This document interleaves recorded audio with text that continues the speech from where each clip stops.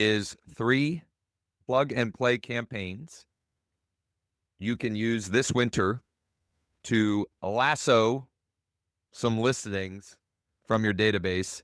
I love me some alliteration, so I couldn't help the but run with the lasso some listings reference.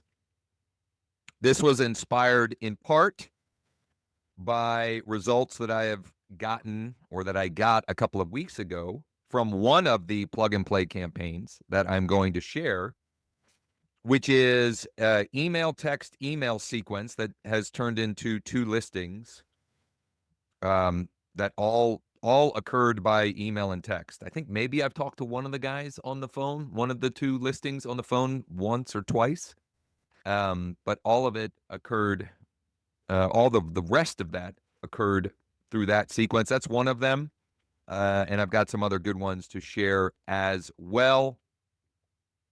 I'm going to do my best to keep that portion of the mastermind to 30 minutes or less so that we have lots of time for follow-up questions, either related to the campaigns or anything that you may be wanting or needing help with, that we can brainstorm together as a group and be a rising tide to raise all boats. I'm going to share a Google Doc in the chat. This is very, very much a work in progress, and I will continue to add and make some edits. The nice thing about Google Docs is it dynamically updates. So if you've got that link, it will work for you. If you are watching the live stream in the Facebook group, there is a link to join us in the Zoom room in the comment section or the description section. I'll do my best to drop a link in the comments there as well. And I'm just going to get right into it because, again, I want to see how much time we can have at the end to clarify and help even further. So 3 plug and play campaigns to lasso listings from your database this winter.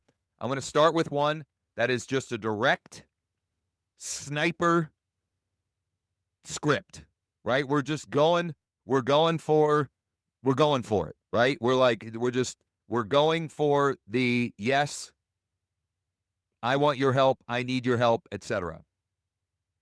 I've got 2 text scripts and an email script. I should have added the second email script. The wording on these are slightly different. I'll explain the use cases as I share them. So text number 1. Hey, first name, Kathy. Hey, Kathy, it's Josh. You had previously, let me see if I can make this bigger on my screen. There we go. You had previously requested an offer from us for your property at street address. Is it still for sale? Is it still for sale? Could be, is it still available? Whatever. This specifically is for people in your database that had requested an offer. So it may not be applicable to you. But if you have been or have had or had in the past gotten leads from ZBuyer, for example, like ZBuyer seller leads, or you have or had in the past gotten cash offer request leads from other sources. I have a list of recommended sources that I've been having success with this year. PPL, pay per lead providers, Motivated Sellers, fastcashoffer.com, I think is another one. Sellers Direct. There are lots of them. And quality is a little all over the place. Okay? Fully admit that. But let's face it, we don't have to have a super high conversion rate to get a nice ROI. My point is, above all else, this one is only applicable or most applicable if you have a portion of your database that actually requested an offer in the past. It doesn't mean that they like directly asked you for an offer. It just means there's some indication that at some point in the past, they were looking for an offer. I used this exact script, this exact text, yesterday morning on my live stream. I've been live streaming for a couple of months now, most mornings on YouTube and Facebook, etc. I filtered in Bold Trail a list of, it was somewhere between 200 and 250, and sent that text message. I got a whole bunch of no's. I got a handful of stop, whatever. And I also got some yeses. And I also have several appointments from that text blast. I have one Saturday and one tomorrow late morning, I think. And I have some that the conversation is still ongoing. I also have some. This is instructive. I think this is very instructive for everyone. I have a few that I sent, and I either screwed up the filtering or something, and they don't even own a property. And yet they replied, and I've turned two of those into at least getting them set up on a custom search alert. Lemonade out of lemons. Like, just look, the most important KPI in this business is conversations. If you have enough conversations with the right people, it's almost impossible not to do more deals. Well, like, you get those, they're asking questions like, what, you sent me a message, and you start being the detective, and then it's not what you thought, what they thought, and then just the wheels start turning, and you go, oh, how can I pivot like you did? Like, I've done that with a FSBO that expired, that got my FSBO messaging accidentally. They're like, what's going on? And if you just authentically own it, most people are like, they're fine with it. You know, the ones that I sent, I don't know how they got tagged. They got tagged in Bold Trail as having requested an offer, but they didn't have a property address. So the one in particular that I've been going back with this morning, it said, "Hey Mabel, it's Josh with eXp Realty. You had previously requested an offer from us for your property at," and then just empty space. "Is it still for sale?" But it doesn't matter. Like, she replied, she told me, "I'm looking for a property in the country." I said, "Okay, great. How many acres are we talking? And what county or counties?" And then she told me she wants Adams County, Cumberland County, and I'm just waiting for her to reply. My last response back was, "What kind of price range are we thinking?" Right? So just more conversations. This one you can send to anyone and everyone that you have a street address or a primary address for. "Hey, James, it's Josh. Is there any chance you'd consider selling your property at street address to a private client of ours this winter?" This is one of those ones that, for whatever reason, I thought of Vince Lombardi. The NFL has evolved like immeasurably since Vince Lombardi was head coach of the Packers. But they ran the same play like 50% of the time. They were just really, really, really good at running that damn play. It was like a sweep right or a sweep left. And they just had it down to a science how to execute that play. This script is that play. Like, just keep using it. In the springtime, it'll say this spring. In the summertime, it'll say this summer. In the fall, it'll say this fall. And you could also say in the next 30 to 60 days, in the next 45 to 60 days, in the next 45 to 90 days. It just works. It just works. Now, who's the private client? Okay, who's the private client? There's a couple of answers to that.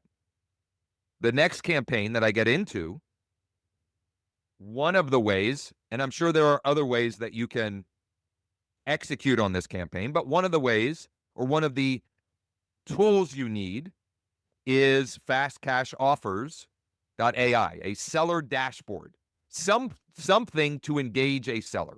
Okay, you need to have some way to deliver on something for them. How we're addressing that, or many of us in here, and myself included, are addressing that, are with this tool called fastcashoffers.ai. It's my white label version of iList technology. Why is that important, and how does that relate to a private client? And I'm just going to keep apologizing. My nose, it's chilly here. I got a coat on. It's cold. It's ugly out. My nose keeps running. I don't know what to do. There we go. All right. This tool is part of some of the other campaigning and engagement piece, and we can discuss on how you might execute without using something that you have to pay for. The other benefit to this is there are institutional buyers baked into the platform. So the private client could be an institutional buyer from the platform. It could be QuickBuy. It could be Zoomkasa. It could be Zoodealio. It could be, I think Homeward is another one. They're not in my market, but Easy Street offers. There are any number of potential answers to that. The other way I address that is using our newest creation, LeadDeck.ai. So when I get someone who responds positively that they're open to an offer on their property, I can go into LeadDeck and I can find who are the cash buyers in the market, who are the fix and flippers, who are the landlord buyers, who are the multifamily buyers, who are the vacant land buyers. And then I can just go and play the role of matchmaker with that. Quick side note, because it's relevant and I love telling stories. My oldest son, Caden, has been bored. And he has asked me recently a couple of different times about wholesaling.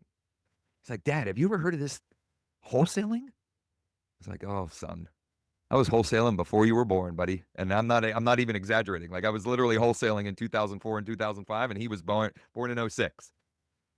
Anyway, so he's curious about it because he has an upper class teammate who's a pitcher only who has wholesaled some properties.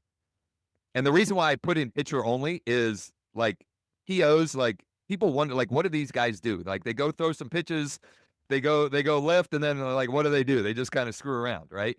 Um, but he's been curious. So we've had some conversations about it.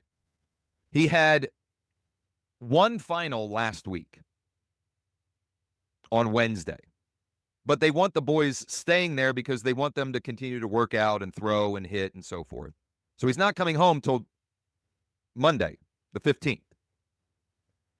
And he was early last week. He's like, what? I'm so bored. I got nothing to do because like you can only do baseball for so many hours a day. Like he's doing baseball 2.5, 3 hours a day. Like, I don't know what to do. Well, I was like, well, that wholesaling thing you asked me about, like, are you seriously interested or are you just kind of like curious? And I said, I can give you a little starter pack, a little way to get comfortable having conversations with sellers. So I message him early in the day, one day last week, and I hear nothing. I see that he's read my message, and I hear nothing for a while. And like 6 or 8 hours later, he says, I'm in. So I send him a Google Doc with scripting to reach out to for sale by owners on Zillow. These are people that are telling the world, I'll sell my property. And my point to him is like, look, these are people that have already raised their hand and indicated they're going to sell. And all I need you to do is warm them up and tee up a conversation for me or an appointment for me. And he did the first little bit of outreach Thursday night, 2 Thursdays, like last Thursday.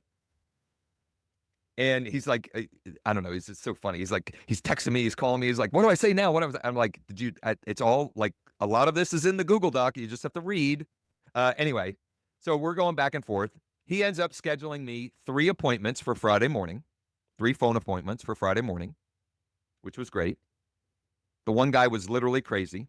Like I literally crazy. And I don't mean like crazy about like what he wants to sell his real estate for. Like I could not understand anything he was talking about. It was just like, wow.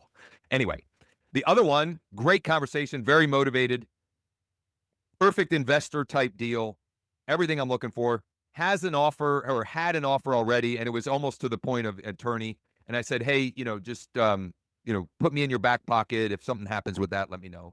But the last one, the third one, great conversation. And very motivated, potential for highest and best use, like that, lots of good indications. Motivated, was like, without me negotiating, dropped their price 40,000 from what they have it listed on Zillow. Anyway, I went immediately to Lead Deck and just pulled the buyers. And for, Monday morning, actually, I didn't go immediately to Lead Deck. Monday morning on my live stream, I pulled the active buyers. Now, this is I say this a lot, but this is like a really, really rural area in Pennsylvania. Because he asked me, where should I do this outreach? And I said, well, I'm licensed all throughout PA, so you can pick anywhere in PA. And he has a Pennsylvania number, so then it makes it more likely that people are going to answer. So anyway, I went to Lead Deck and I found 7 potential buyers, or 6, something like that. And on Monday, had conversations with 2 of them and sent the deal over to 2 of them. Now, neither one of them seemed ready to pounce on it. My point is, like, that's an easy way to make good on the fact, like, Caden was pitching the fact that we may be interested or may have a buyer. I didn't have the buyer yet, but I have the way to get the buyer. Same thing last night. He was texting people last night. He was texting Fizbo's last night. He set an appointment for me this morning. I called the guy. And I haven't even, this is on my list for after this session. I'm going to go and find I looked briefly. There's like 7 fix and flip buyers in the zip code. And this is a perfect fix and flip. The property needs work. They have it priced like they have it priced at 60% of the Zestimate. Like, that's a good deal. If that deal was for sale by owner in my market in Cumberland County, it would be gone. Like, literally, well, I would probably go and contract it. But it's because of the area it's in and so forth and people not knowing. Anyway, point is, you can find the private client once you get the hand raise. I think it's better to have the private client first so you feel confident that it's not some bait and switch kind of thing. But just know that there are ways to find them. And, if you get somebody who raises their hand and you don't know what to do and you're panicked, just reach out to me and we can walk through how to find them. As is the usual, that story took me way longer than I expected to get to the punchline. The email version of this first plug and play campaign, very simple. For subject line, for James, parentheses, RE : street address. You could also just put RE : street address. That email will get opened. As long as it gets delivered in some form or fashion, they will open it. Hey, James, it's Josh with eXp Realty. You don't even need that. You could just say, hey, James, comma, is there any chance you'd consider selling your property at street address to a private client of ours this winter? Now, one thing I didn't do yesterday, which is just dumb, I just didn't think of it. This audience, this bucket of people that had requested an offer, I should have also sent them an email. Because some of them, I sent a text message out, but I didn't filter for who do I have email, who do I have their email. They're subscribed to email, but they're unsubscribed to text. In fact, I bet there's a big bucket of those. And maybe time permitting, I'll do that live here. Because I guarantee there's more opportunity to be extracted from that filter in my CRM than what I extracted. But I could do the same thing by email. Subject line, for James, RE, your street address. And instead it would just say, hey, James, it's Josh. You had previously requested an offer from us for your property at street address. Is it still for sale? Easy peasy.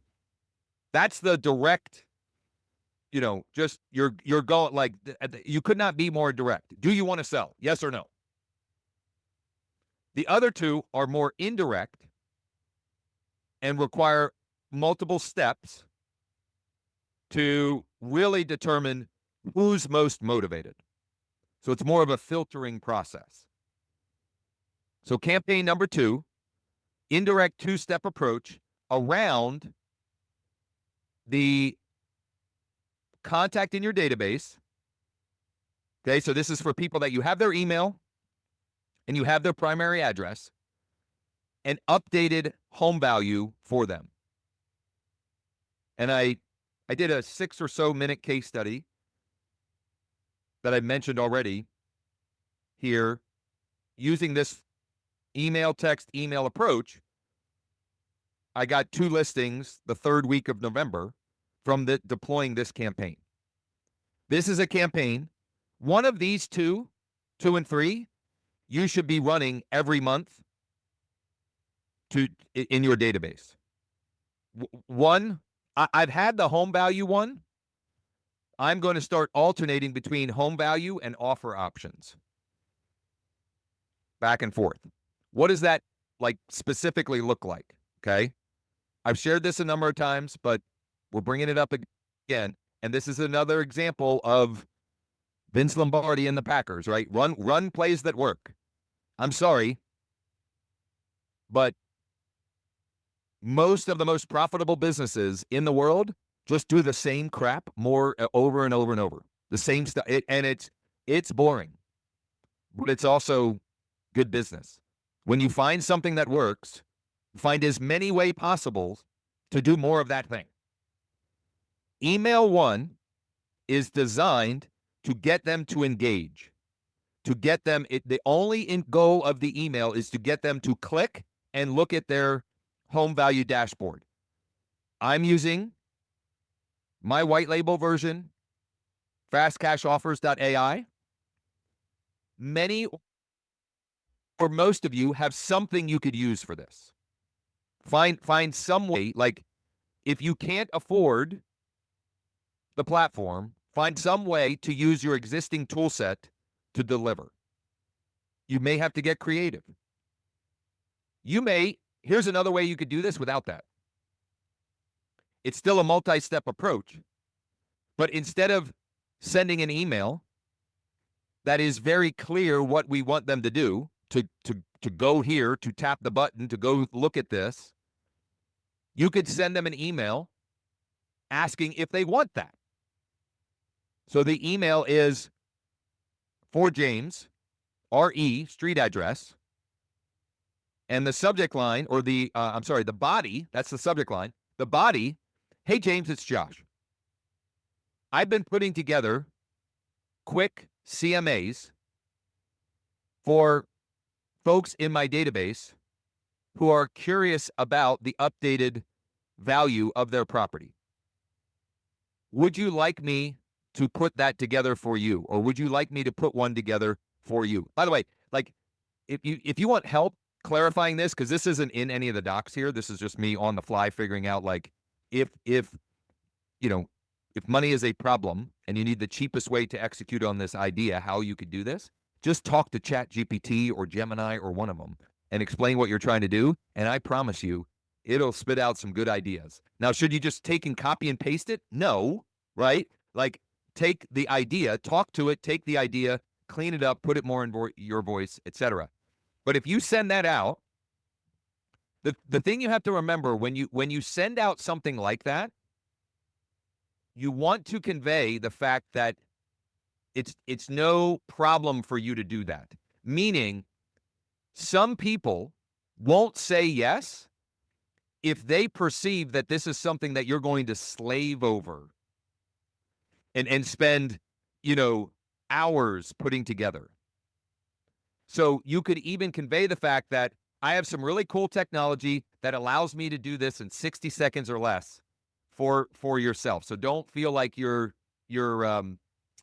what's the word? What's the word I'm looking for?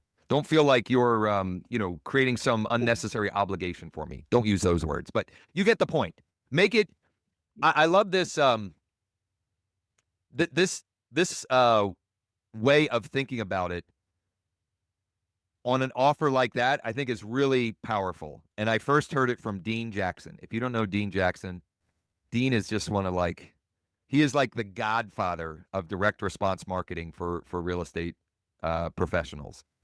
Just a great guy and a like wicked smart marketer. The way I've heard him explain this is if you had someone over to your house for whatever reason, right? You're getting together for just to catch up.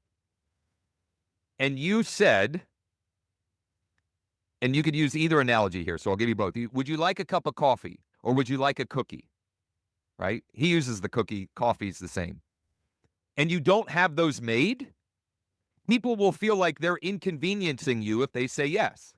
But if you already have the coffee made, the pot of coffee, or you already have the cookies made, and you just say, "Hey, I just baked these cookies this morning. Would you like one?" Or I just put a pot of coffee on before you came in. Would you like a cup? They're more likely to be like, "Yeah," because they don't feel like they're inconveniencing you. So don't make it feel like if you're doing that approach, make them feel like it's no inconvenience. This is what we do. We've got fancy tools to make this quick and easy. Anyway, email one, get them to engage. If you have their cell phone and they're subscribed to text, a simple bump text email like this. Hey, James, we just emailed you an updated parentheses automated value for your property at street address. Let me know if you don't see it in your inbox. Thanks. That text does a number of things. Number one, it will encourage more people to go find the email. And when they go and find your email and open it, number one, they're more likely to get your emails more frequently in the right inbox. And number two, it will help your sender ability all together because the more people that are engaging with your email, the more like, I don't know how all of that stuff works, but I just know that like when you have more engaged recipients of your communications, it's like a rising tide kind of thing. The second thing it does, every time I do this, I will get a bunch of people that say, I don't see it. I didn't get it. And one of two things is the case. Either I don't have the best email or it's in their spam or junk folder. And if I am training people to go find my email in their spam or junk folder, once again, that means my emails are now going to get delivered to them and more of my emails will get delivered in general.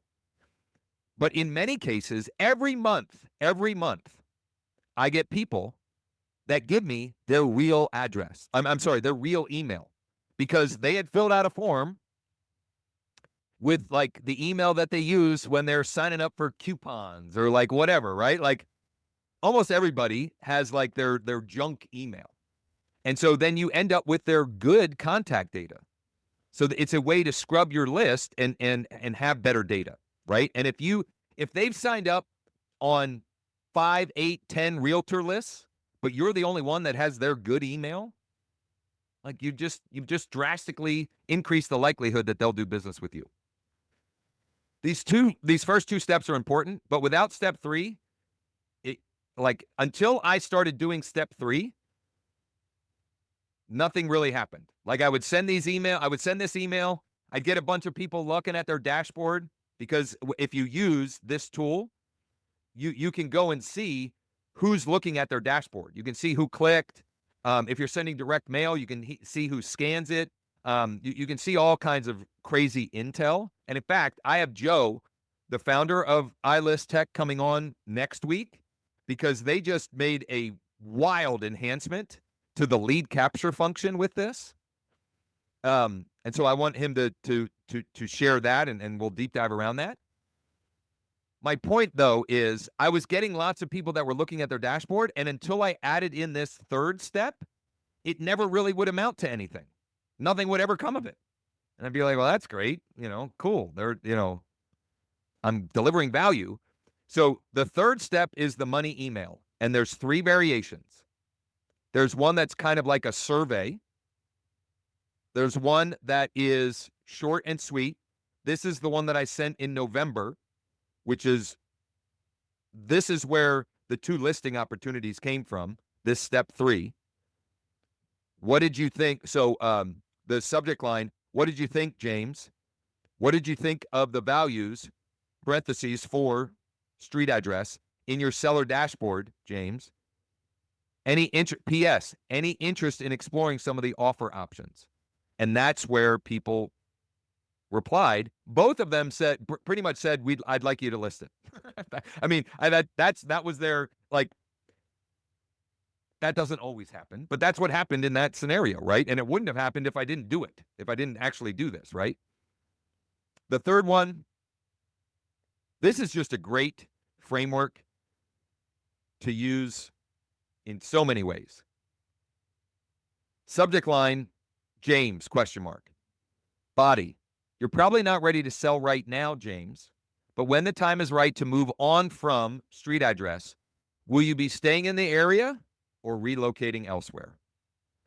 Another variation of this, will you be trading up or will you be downsizing, aka right sizing, or whatever? You can use whatever phrasing you want to use there, but that either or, right? The reverse psychology and then the either or question, you get a ton of replies to this.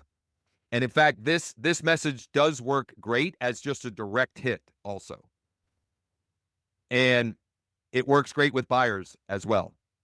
Hey, I know you're probably not ready to make a move yet, James, but when the time is right, do you have a home you need to sell first?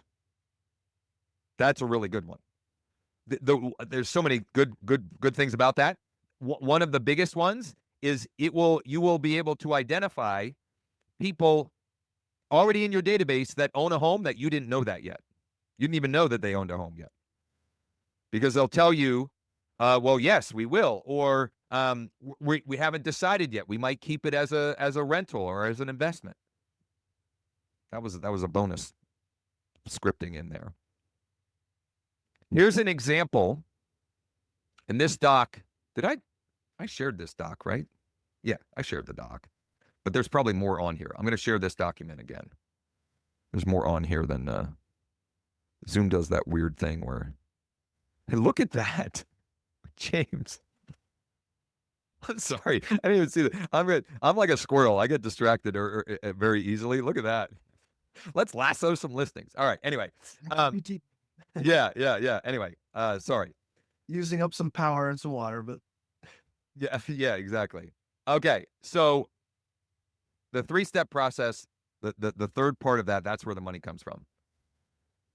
Very transparently, I thought I had the third one put together, and I don't have it put together yet, or I just didn't know how to find it in my own Google Docs because sometimes I don't label things properly. So if not this afternoon, certainly by weekend, I will have this last plug and play campaign outlined for you. I will tell you what it is not theoretically, but it's essentially the same as number 3, but it is more focused on the different offer options and the different ways that you or I can help them whenever the time is right. So this does 2 things. Number 1, it will help you identify who is closer to being ready to sell. Number 2, you're proactively planting the seed with them that you're not just like every other listing agent. Meaning, like, I have this one way that I can help you, Mr. Seller, when the time is right. We can list your property and put it in the MLS and put a sign in the yard. We have creative selling solutions or options for you. And if you'd like to explore what some of those look like, go here. And that also, we are delivering at that or making good on that offer using the same technology, fastcashoffers.ai. But there are other ways that you could do that as well. Meaning, if you have creative solutions that you can help them with. You could just create a Google Doc or a web page that outlines those different ways, and then most CRM or email platforms, you can check who clicked the emails, and then the next day you'd go and click. You'd go and communicate to the ones that clicked and ask them, which of our unique selling options do you think will be the best one for you whenever the time is right? Not assuming that you're ready to right now, right? So like the same reverse psychology type of methodology. So let's face it, winter, unless somebody is, has real motivation, what you're more doing is stacking up your listing opportunities for the spring. And yet, depending on how aged your database is and how many contacts are in there, you may have a whole bunch of gold in there just waiting to be mined. Case in point, I sent that text message yesterday to some aged offer request leads, and I have multiple appointments, in the middle of December. And yesterday, the high here yesterday was like 28, like wasn't exactly nice out. So, all right. Questions, points of clarification, thoughts, or what else, what have you found? What has been working for you that you could share with the group that we can all R&D, rip off and deploy, or swipe and deploy for ourselves? Tyrone, what do we got? Yeah, I want to ask a question. I've been working with some investors, and when I show them these properties, well, I'm in Carson, California. I'm in Los Angeles, California. So the properties are a lot higher than where you guys are. They cost more money. They're more expensive. But I give an example. If I have a property that costs about $700,000, these investors want to put an offer in for like $550,000, $600,000, which is way below, and the agents won't even look at those offers. So how do you handle a situation like that? Well, twofold. Number one, I would get more strategic about the properties you're showing, meaning I would, maybe you are doing this, but I would, before I present a property option to an investor client, I'm going to do some homework to understand better what the situation or scenario is, to see if it's something that would even be worth the time, knowing that they're likely going to, on this $700,000 listing, they're likely going to want to make an offer at 550 or 600. The other thing is, I would, if these, and it sounds like they are, if they're legit investor clientele, we need to be sourcing them off market opportunities as well. And lastly, keep a close eye on those listings, and when they expire, I would be ruthless about the fact that, hey, I have a client that is ready, willing, and able to make an offer on your property. Your former listing agent told me not even to bother. Would you like me to write up an offer for you? And I wouldn't like directly call them out by name or anything like that. But if they're truly like, I just don't understand that perspective. If it's a property that's not selling, I actually think they are, what's the word I'm looking for? Like, they're deciding on behalf of the seller. That's not their job. Hmm. That's not like, and I would call them out on it. Now, they may say that my seller just last week said no to a $620,000 cash offer. Okay, if they're saying that, then I get it. But if they're just like, you're wasting our time, they may be just making false assumptions, right? I have, and you know me, I love a good story. I've told this story a couple of times, but I'm going to tell it again. In September, using the lead capture tool, that Joe is going to come talk with anybody who's interested next week. He's going to be our guest next week. I captured, I can't remember how many this weekend, but 2 leads in particular. This was the weekend of like September 9th or 10th, whatever that weekend was. Or maybe it was the weekend. I don't know. It was like Labor Day weekend. It wasn't Labor Day weekend. Whatever weekend was after Labor Day weekend. I capture these 2, the tool, I didn't. The tool captures these 2 leads. So they're in my bold trail, and Smart Campaign fires off Monday morning. The one replies and says, I wasn't looking for myself because it was a Smart Campaign. I'm sorry. Let me back up. The way the tool works, it tells you, the way this lead capture tool works, it tells you what page they were looking at. So I knew that they were on my cash offer request page. So my follow-up said, it looks like you were looking for a cash offer for a property. Is that right? Or something like that. So the one lady replies and says, I wasn't looking for myself. I was looking for a friend. You should call her. Her number is this. I call her. I get her voicemail. She calls me right back. This is on a Monday. The property is going to sheriff's sale on Friday. The property is listed at 170, I think. I think it was 169.9. I brought an investor that bought it for 110. Okay, now that took several days and back and forth and whatever. But like, I do think there is a certain percentage of listing agents that are not doing their job to their client, and they either like they think they're smarter than they are, or they think that they really know the seller's motivation, and like their job is to market the property and present offers. So you can listen to them, or Tyrone, you can write it up, and they're at that point, they're pretty much obligated to at least present the offer. Okay.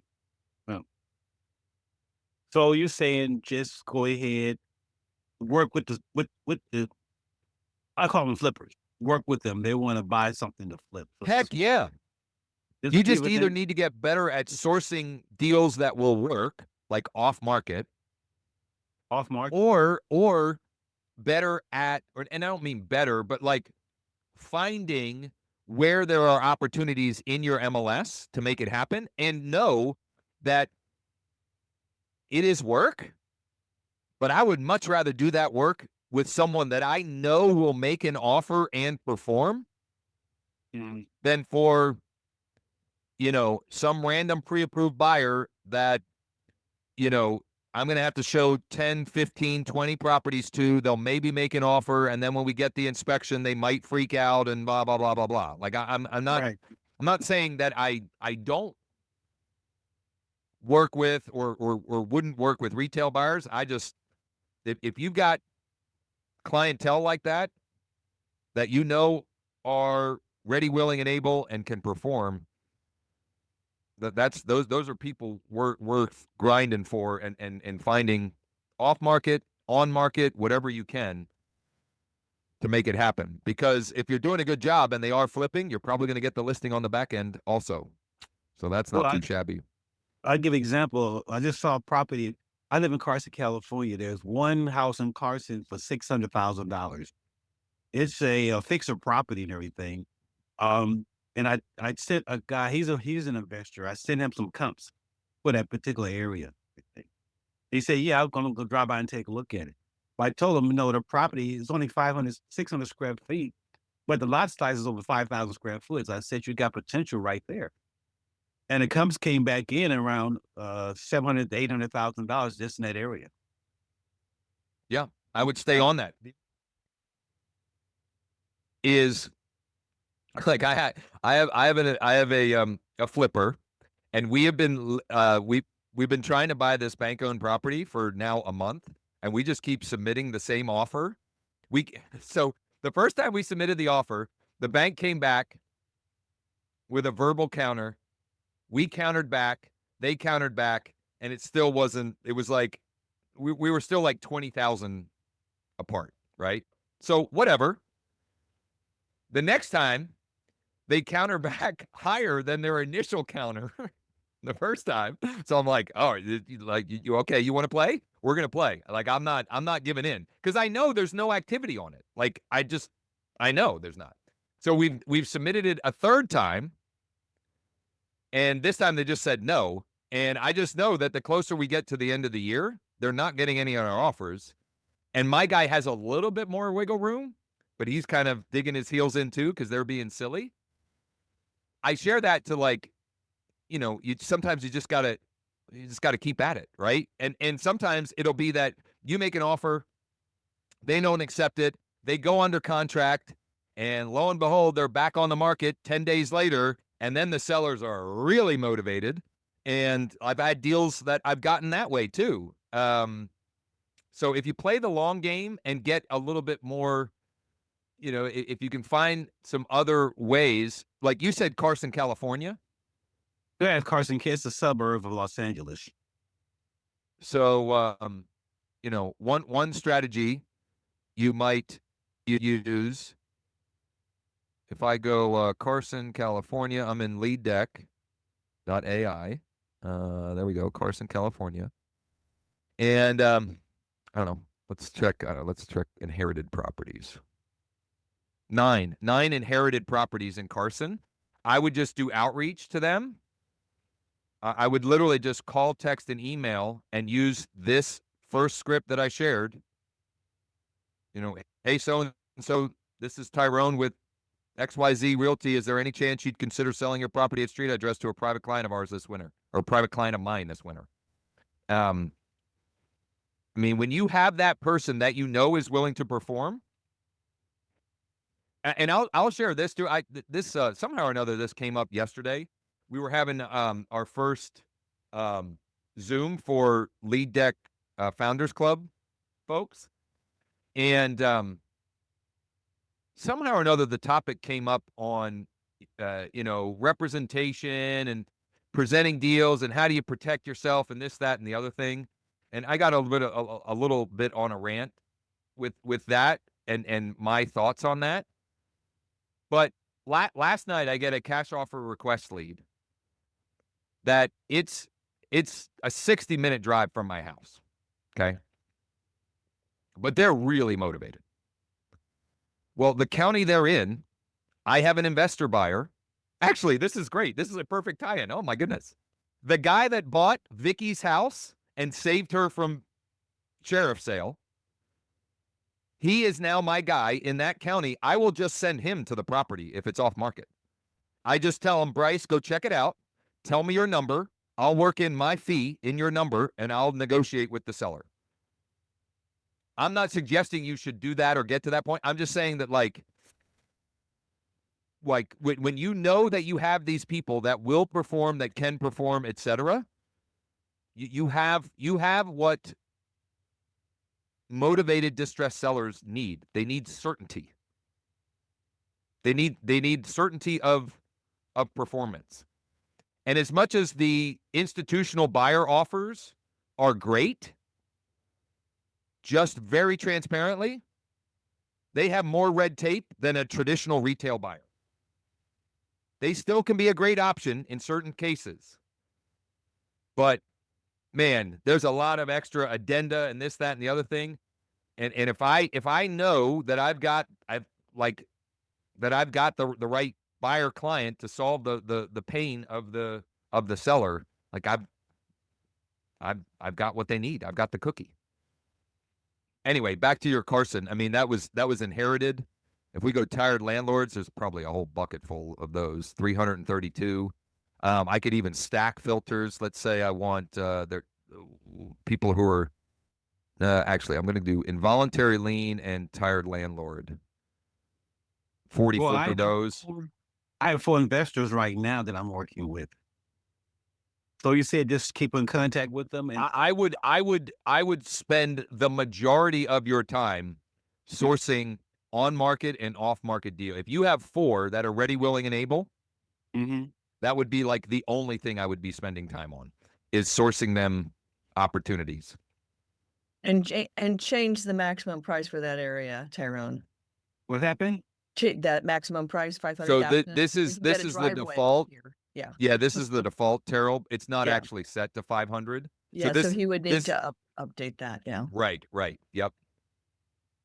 And if you want to demo this, Tyrone, because I think you and I have talked about PropStream before. We took the same data that PropStream has and just made a much cleaner, easier to navigate user interface. That you can write from if you log in from your phone, you can tap to text, tap to call, tap to email, and even pre-populate email and text message. I reached out to this morning on my live stream. I reached out to 5 I reached out in this deal deck. I reached out to 5 out of the 7 of these because I didn't reach out to these 2 because I personally know these 2. But I reached out to 5 of 7 of these in like 60 seconds. And already am in conversation with Michael? No, Todd. So I would get laser focused on sourcing opportunities for them. And here's the good part. When you're trying to source those off-market deals, more often than not, they're not going to fit or they're not going to take your guy's offer, and then you just list it. Kathy, can you confirm your question? I just don't want to. I want to make sure that I and everyone else has an opportunity. I just don't want to assume I understand your question. I know it's kind of vague, and I apologize for that. Just real quick, I evaluate all of the things that I'm doing by the end of the year anyway. Where Yep. am I making money? Where am I wasting money? That kind of thing.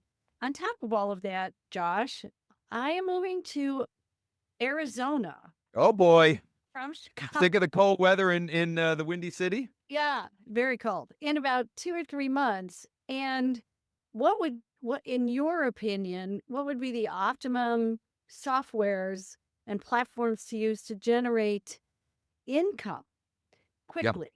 I Great guess. question. So, was it 2 weeks ago, 3 weeks ago that I did the 10 tools in tech? I think the minimum effective dose is you have to have like your CRM, right? So whatever that is. And I use Bold Trail. James uses Bold Trail. Some use I do too, yeah. Yeah. So like, but it's whatever one you'll use, right? So like, whatever one you use is better than the one you won't. That's number one. Number 2, you need data, especially in your scenario, moving somewhere new. It's why we built LeadDeck.ai. We built it first to scratch my own itch, and now making it available to anyone else who are interested. And And number Josh, 3, go ahead. that lead deck that you have, that's very similar to PropStream, correct? So we are using the same data. So PropStream is owned by First American Title. And we're like I just share that because like that is, I mean, that everything flows down basically from, I mean, somebody feeds First American, I guess, but we're paying for the same data. We've just built a user interface with the intent to make it less steps involved. So let me, Okay. since you asked, here's why we built this. My buddy, with my direction. I've known Sean, the developer, for years, 20 years maybe, if not 20, close to 20. And we've done projects together, and he's funded deals for me, all kinds of stuff over the years. And we get together every so often for coffee and what's going on. In August, he asked like how things were going and where I was getting, deals from and so forth. And so I tell him, I said, I go to PropStream and I do all this filtering, and then I skip trace it, and then I scrub it, and then I use AI to do this other thing, and then I upload it into this thing, and then I scrub it 2 more times with 2 different automations, and then I drip out this. And he's like, that Right. sounds like a freaking nightmare. Right. And I said, it is, but it's working. And he said, well, what if we can make it easier? So that was the intent. And so Okay. we've taken something that takes a lot of time and energy to get to the desired end result, which, what is the desired end result? Back to what I said at the beginning. KPI number 1, just get me into more conversations with people.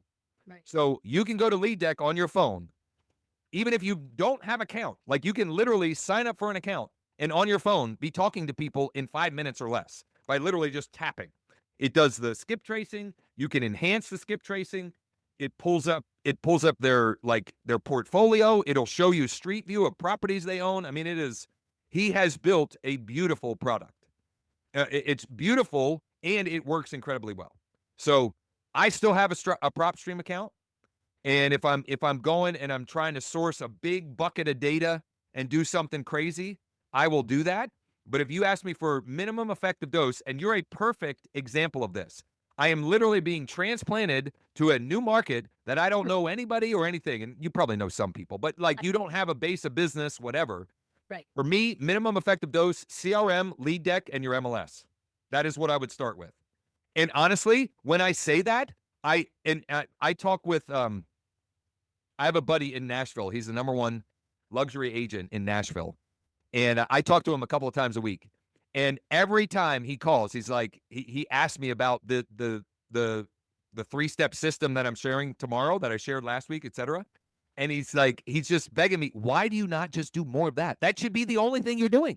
Like, why are you doing anything else? And I'm like, it's a good freaking question. I don't have a good answer for you. I guess I can't help myself. I don't know.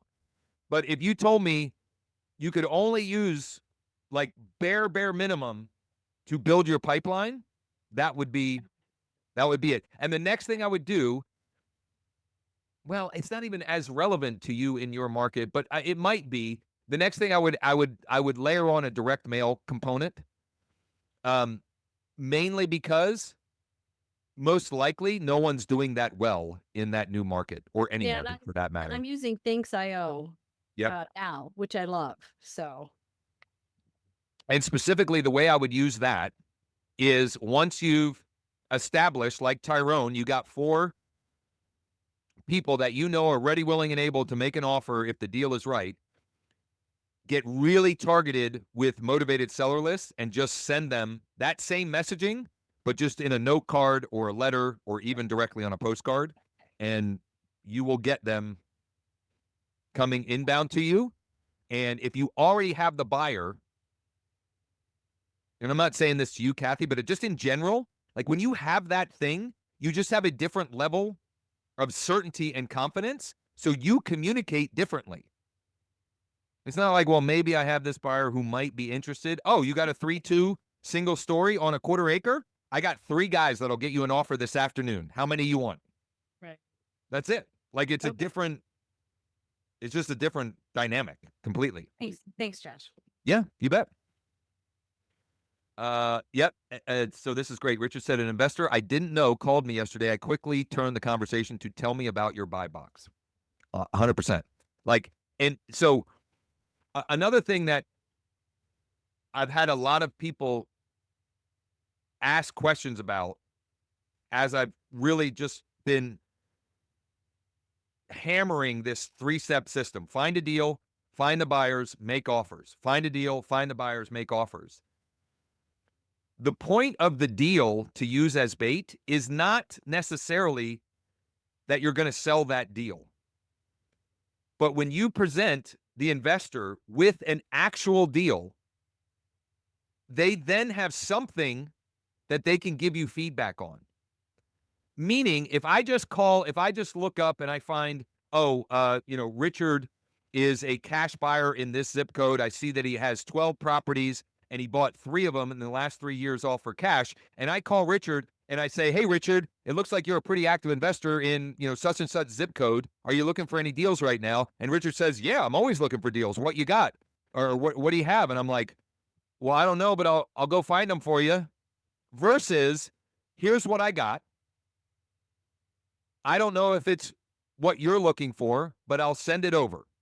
And then he says, this is exactly what I'm looking for. Let's go look at it and make an offer. Or he says, that's not what I'm looking for. This is what I want. Well, now you know what they want. But without the context of having something for them to underwrite or do due diligence on, or just to have some sort of polarity around, you don't have it. Like, there's nowhere to go. It's like, oh, okay. because then if you say, okay, I'll go find you deals and I'll call you back tomorrow. Well, you might just go waste your time because that guy might have been, whatever, a joker. But when you have something specific for them to evaluate, you get real feedback, and then you know what you're working with. One more story, because I like I like doing this. Monday I had a settlement. It was a ranch home that we sold off market, and I won't get into the why we sold it off market, but it was one of the legitimate reasons to sell off market. In other words, there were several reasons why them accommodating showings to the general public just was not going to work for them. This was one of the initial use cases, or me playing around with Lead Deck AI. I went into the tool and I pulled up the zip code and the cash buyers. I called 6 of them. That's it. I talked to 2 or 3 of them. 2 for sure I know. I said, hey, it looks like you're a pretty active investor here in Hummelstown. Are you looking for any deals right now? We have one off market that might be a good fit depending on, what kind of deals you're looking for. So I end up with 2 of those guys. I send them the deal. Neither one of them were interested in that one. But they gave me reasons why. I'm not really looking, the one guy was, I'm not really looking for single family. I really want multifamily, and I want them in these 3 cities. The other one said, I don't really want single family. I want townhomes in one of these 3 subdivisions because he already had a couple of them, and so forth. But now I know exactly what they're looking for. So that one, the one with the multifamily, I then went and got to work on sourcing him multifamilies in those areas. And I had one that I thought we were going to, be able to do something on. And then the seller, I think the wife stepped in and said, no, we're not going to sell that one yet, because he was ready to sell it. And I think he didn't really specifically tell me that's what happened, but reading between the lines, I think that's what happened. But then I had another one that was such a good deal. I've been negotiating with the seller to buy it. But the reason I did the outreach was because I had a guy that told me this is exactly what I'm looking for. And if you bring me it, I'll buy it, right? Go find me this thing. But I wouldn't have known that if I didn't have something for him to evaluate, to underwrite, and then be able to tell me, yeah, this isn't really what I'm looking for. I'd like this. We did end up selling it off market for them. We settled on the sale of theirs Monday, and I have settlement this afternoon on purchasing of the home they're downsizing into. So, all right, we're going to come in for a landing here soon, I think. Did the owner get close to market value for their off-market property? Well, I can tell you they accepted an offer that they were excited to accept. I mean, they were very happy on Monday. I got hugs from at least from the wife. So she was very, very happy. I'm just making sure I didn't miss any questions here, and feel free to open your line if you have any other questions. Otherwise, we'll Richard, I think I'm gonna end on this unless anybody else, because this is I couldn't agree more. The real estate brokerage industry has gotten way too dependent on the MLS to the point that most agents, teams, and brokerages can't earn, emphasis on earn, a commission if the property is not in the MLS. I have sold, I need to calculate it, but I have had, once today's closes, that will be the 17th transaction that I've closed, just me personally, my personal production with no assistant, etc., since September 26th. Roughly off the top of my head, 4 or 5 of them were off market. No. At least 5 of them were off market. They were not in the MLS. A couple of them were sellers that we were able to sell off market. And a couple of them were properties we were able to identify and bring the buyer. So I couldn't agree more. The MLS is a tool, but if it's your only tool for doing business, it's going to continue to be difficult. You got to be resourceful. You're resourceful. And you got to be able to figure it out. FIO, figure it out. Like Josh, that. there was a time before the MLS when every real estate broker in any given region, locality, state had their listings on 3x5 cards and a little tin box on their desk and another one for the buyers they were working with. And they just kept matching people up and calling their buddies in the industry and say, hey, I've got this. You got anybody that might want to buy that, or somebody to sell something for one of the guys that I've got that looks like this. And getting back to doing business this way is a phenomenal competitive advantage. If you're just doing retail business in the MLS, you are literally a commodity. It's almost the definition of being a commodity. Like what value are you bringing? If you're just and I don't mean like, if you're just taking a listing and putting it in the MLS and a sign in the ground. If you're just you get a pre-approved buyer, investor or retail buyer, and you're just relying on like an automated search alert, like what value are you bringing? I have a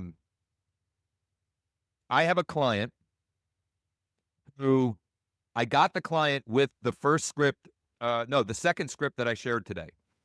So it was August 5th, I think. I texted him, hey, Steve, would you consider selling your vacant land at and the street address of the vacant land?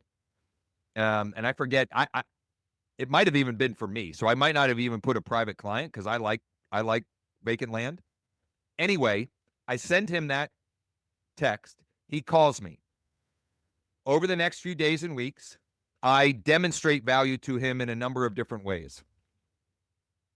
Since that time, I sold that vacant land for him. That we sold on market.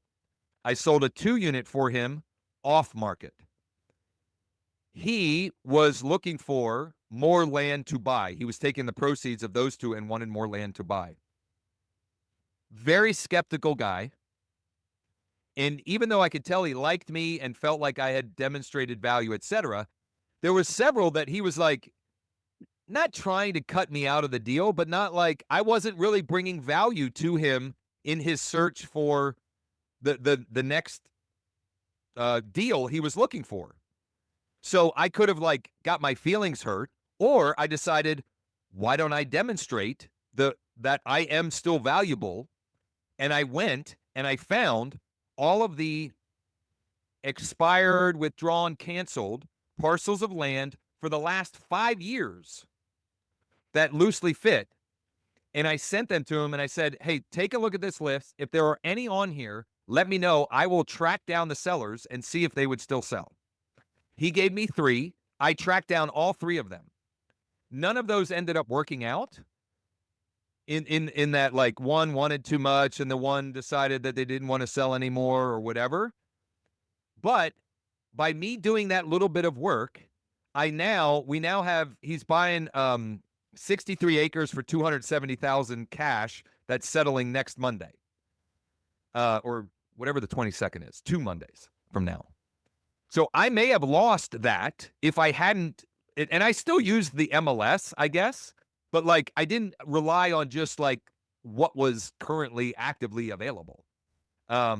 So yeah, I mean, the more value you can demonstrate, and oh, by the way, so that's 3 transactions. He's also referred me another client. And I didn't know Steve. I didn't know, I didn't know he existed. He didn't know I existed before August 5th. I think it was August 5th, but it was early August, whatever. I'll give one other example of not relying on the MLS. I wish I could draw. I need to have something. I need to figure out how to draw on this. And that I promise I'm wrapping up with this. This is it. So using the 3 steps that I'm going to share again tomorrow, and it's really not that complicated. It's find a deal, find the buyers, make offers.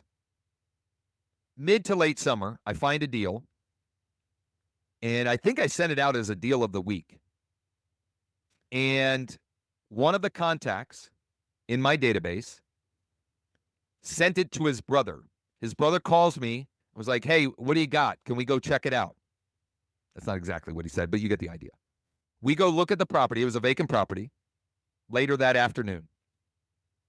He ended up not being interested in that one. He told me his exact buy box and also told me that he wanted to buy a ranch house for his mom. And he told me exactly where he was looking and all of that. So I start to do cold outreach to off-market sellers of ranch houses in this area, etc. I send out the text message. Hey, James, would you consider selling your ranch home at street address to a private client of mine? Parentheses, he's looking to buy it for his mom.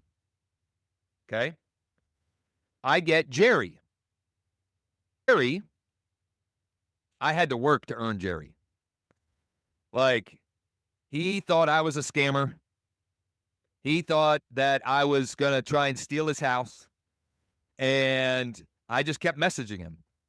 We were texting. Finally, we were texting through my cold outreach platform.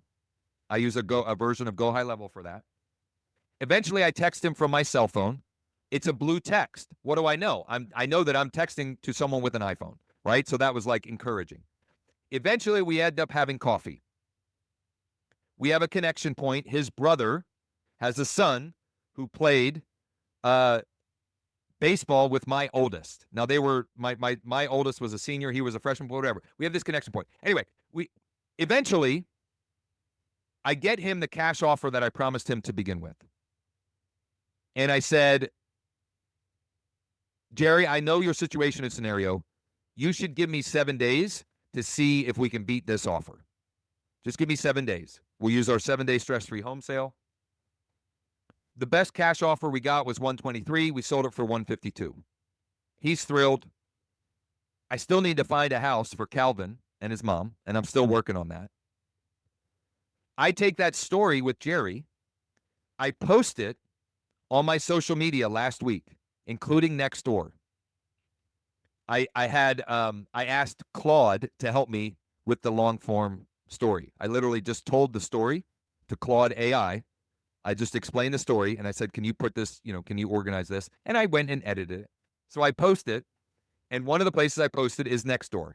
And I almost deleted the post because I'm getting the typical Nextdoor comments. Like the first comment is by this grumpy old, I guess, grumpy, very experienced broker who's like, well, you didn't do anything that anybody worth their salt wouldn't have done, blah, blah, blah. So like these comments start happening, and I'm like, should I delete this? Maybe not. More and more people are seeing this. Eventually, a guy comments, this is literally his comment. Eric, phone number, I only want to talk to Josh. So it's like, this is weird. So I call and text Eric Friday morning because I posted this Thursday. The guy posted or shared that comment sometime on Thursday afternoon or evening. Investor developer, had already decided that he wanted to work with me. He had a deal that he wants to sell off market because he's got 2 projects that are taking longer than he would like and more money than he would like, blah, blah, blah. But I shared that because that unraveled from one deal of the week email that a guy shared with his brother that I went and looked at, that I figured his buy box, that led me to Jerry, that I sold Jerry's, and then I took Jerry's story, and now I got another off-market investor seller that, oh, by the way, on Monday I did outreach for the cash buyers for that property. Neither one of the 2 that I connected with were interested in that property, but they gave me their exact buy box, and each of them owns, one of them owns 19 properties, and the other one owns 24. It's just you just got to get started, and one thing leads to the next and the next and the next. And it's I don't know. When I tell that story, I picture the scene in A Beautiful Mind where he's got all the, he's making its brains just making all these connections of the things. That's what that's what eventually starts happening. But you got to start somewhere. You just got to start somewhere, and then you start making, it's like your reticular activating system when you buy a new car. You didn't see any of them on the road. And then you got a new white Explorer. Like when we got our white Explorer, which was years ago now, then I'm like, there's like at every traffic light, there's a white Explorer. Like I didn't even see these before. Richard. I wonder if you could kind of quantify this for us, because you, over the last few weeks, especially, but over the last few months and weeks, have really refined your approach to this system using this very limited set of tools. Yes. And I'm wondering, projecting into the future, in the coming year, compared to the amount of time it took you to cap, how much faster do you think, what percentage of that time will you cap in this year? 50%, 70%, whatever the number is. Yeah. So this year, that's a great question. Some of that will have to do with deal size, of course, right? So like, some of that is, I mean, I have some direct control over that, but I would say I will cap twice as fast as last year, unless I just stop doing things altogether. And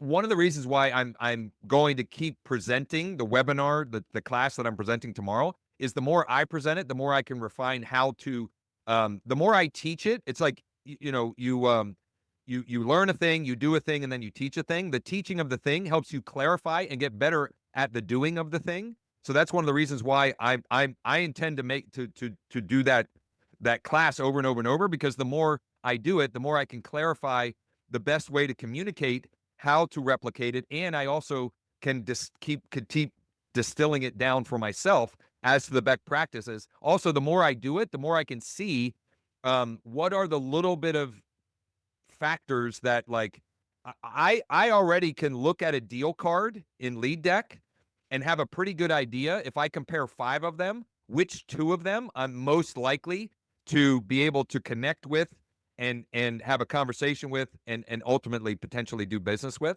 But like, I wouldn't have known that 2 months ago. So I didn't directly answer your question, other than I would say at least twice as fast as last year, A, and B, I don't see, if I'm being honest, I don't think I ever thought that I could do 100 transactions in a calendar year. I couldn't wrap my head around it. Now honestly, it's like, if I don't, it's just because I won't have done the work. Like, I know what the blueprint is. Like, it's just whether or not I will continue to commit to 2 hours a day, 3 or 4 days a week, because that's really all. I haven't even done that. This week was the first that I've done outreach to new cash buyer investors in probably a month, because I've been so busy with the ones that I had already established with and just have been on the hunt for and closing deals with and writing offers with, etc. So it's like, the other nice thing about it is, like, it's those old well pumps that you got to pump it a little bit to get it going, but then once it's going, you just, every once in a while, if you just pump it a few times, it'll keep going. All right, I'm going to wrap it up because I have a meeting in 10 minutes, and I feel like I need a little recharge. When I get excited, it wears me out. So thank you all. Next week we have Joe Peterson, iList Technology. He will be sharing the lead capture tool, how you can capture 2 to 4x more of your traffic into contacts in your database, and some really cool upgrades that literally got released yesterday they're pretty wild. They're pretty wild.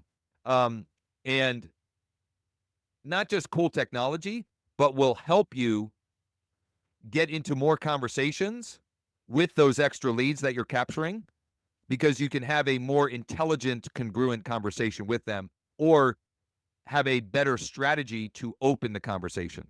So that should be fun and exciting for anyone that wants to check out the class tomorrow. onedealaweek.com, the number 1dealaweek.com, or just DM me or text me if you want the direct Zoom link, because sometimes the redirect link doesn't work right.